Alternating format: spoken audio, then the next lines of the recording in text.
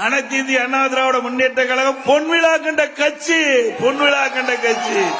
50 ஆண்டு காலம் நிறைவு செய்த கட்சி.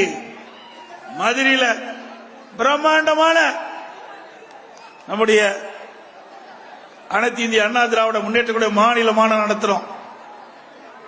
அந்த மாநாடு இந்தியாவே திரும்பி பார்க்கின்ற மாநாடாக அமைஞ்சது. அது கூட சில பேருக்கு புரியாம ஏதோதான் வெய்ய காலத்துல உஷ்ணம் அதிகமா ஏறி போச்சாட்டு இருக்குது. அதனாலதான் இப்படி எல்லாம் மாறி மாறி பேசிக் கொண்டிருக்கிறார்கள். அனைத்து இந்திய அண்ணா திராவிட முன்னேற்ற கழகத்தை தோற்றுவித்தவர் பொன்மனச்செம்மல் புரட்சி தலைவர் எம்ஜிஆர் அவர்கள். அதை கட்டி காத்தவர் புரட்சி தலைவி அம்மா. இருபெரும் தலைவர்களும் தெய்வமாக விலகிக் கொண்டிருக்கின்றார்கள். ஆகவே இது தெய்வத்தினுடைய அருள் ஆசியோடு இருக்கின்ற கட்சி அதிமுக கட்சி என்பதை மறந்து பேசிக் கொண்டிருக்கின்றார்கள். தெய்வ சக்தி உள்ள கட்சி. இந்த கட்சி யார் அழிக்க நினைத்தாலோ அல்லது முடக்க நினைத்தாலோ உடைக்க நினைத்தாலோ அவர்கள் காற்றோடு கரைந்து போய் விடுவார்கள். இதுதான் வரலாறு. பஸ்ஸுக்கு முன்னாடியும் பின்னாடியும் ஒரு பெயிண்ட், பிங்க் கலர் பெயிண்ட். அந்த பஸ்ல ஏறினா தான் நீங்க இலவசமா பயணம் செய்யலாம். மற்ற பேருந்துல ஏறினா பணம் கட்ட வேணும். ஆட்சிக்கு வருவதற்கு முன்பு தேர்தல் நேரத்தில் கொடுக்கப்பட்ட வாக்குறுதி தமிழ்நாட்டுக்கு கொண்ட அனைத்து நகர பேருந்துகளிலும் பெண்கள் பயணம் செஞ்சால் இலவசமா பயணம் செய்யலாம் என்று வாக்குறுதி. ஆனா இப்போ மாற்றி பேசுறாங்க. இதுதான் திமுக வாக்குறுதி என்பதை நீங்க எண்ணி பார்க்க வேண்டும். ஆட்சிக்கு வரும்போது ஒரு நிலைப்பாடு, ஆட்சிக்கு வந்த பிறகு ஒரு நிலைப்பாடு. இரட்டை வேடம் போடிய கட்சி திமுக கட்சி. அதோட இதெல்லாம் எதற்காக சொல்லிடுறேன்னு சொன்னா, போற பக்கம்லாம் இதுதான் பேசுறாரு, வேற எதுவுமே கிடையாது. ஊருக்கு ஒரு பாலம் கட்டி கொடுத்தியா, ஒரு தண்ணி கொண்டு வந்தியா, ஒரு பள்ளிக்கூடம் கட்டி கொடுத்தியா, ஒரு காலேஜ் கட்டி கொடுத்தியா, இல்ல ஒரு ஃபேக்டரி கட்டி கொடுத்து இளைஞருக்கு வேலை வாய்ப்பு கொடுத்தியா? ஒன்னும் கிடையாது. சுத்தம். செஞ்சதெல்லாம் நாம, செஞ்சதெல்லாம் அதிமுக. இன்றைக்கு ஏழை எளிய விவசாய குடும்பத்தில் இருந்த மாணவ மாணவி பள்ளியில படிக்கிறாங்கன்னா பள்ளிக்கூடத்தை கட்டி கொடுத்திருக்கிறோம். உயர்கல்வி படிக்க வேணும்னா கல்லூரி கட்டி கொடுத்திருக்கிறோம். இன்றைக்கு நல்ல மருத்துவ சிகிச்சை செய்ய வேணும்னா ஹாஸ்பிட்டல் கட்டி கொடுத்திருக்கிறோம். இப்படி ஒன்னாவது ஆட்சியில சொல்ல முடியுமா?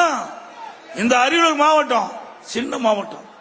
இந்த மாவட்டத்தில் அறிவு சோதர் ராஜேந்திரன் அவர்களும் அப்பொழுது ஜெயங்கொண்ட எம்எல்ஏ அவர்களும் என்னிடத்தில் தெரிவித்தார்கள், அண்ணா எங்களுடைய பகுதி ஏழை மக்கள் நிறைந்த பகுதி, எங்க ஒரு மருத்துவக் கல்லூரி கொண்டு வந்து ஒரு மருத்துவமனை கட்டி கொடுங்க. சுமார் 400 கோடியில பிரம்மாண்டமான மருத்துவக் கல்லூரி, மருத்துவமனை.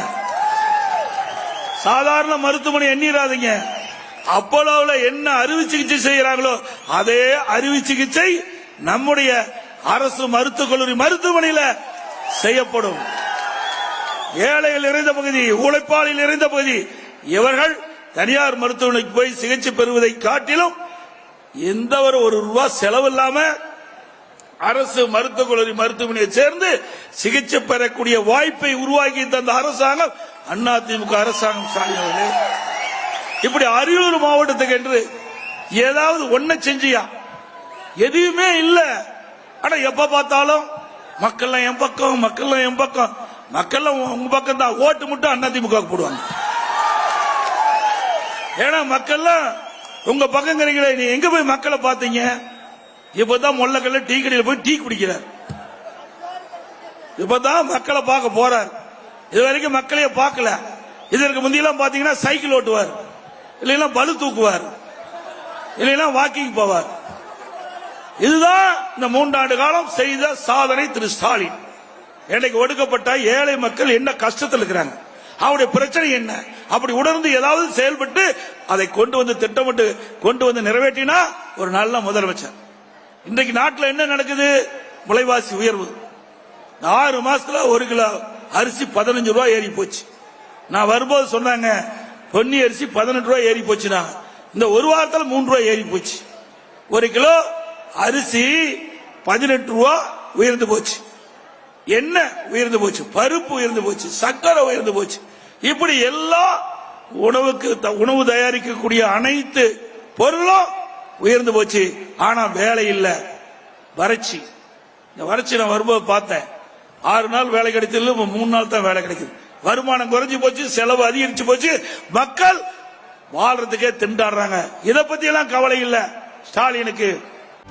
செய்திகளை உடனுக்குடனும் துல்லியமாகவும் தெரிந்து கொள்ள சப்ஸ்கிரைப் பண்ணுங்க.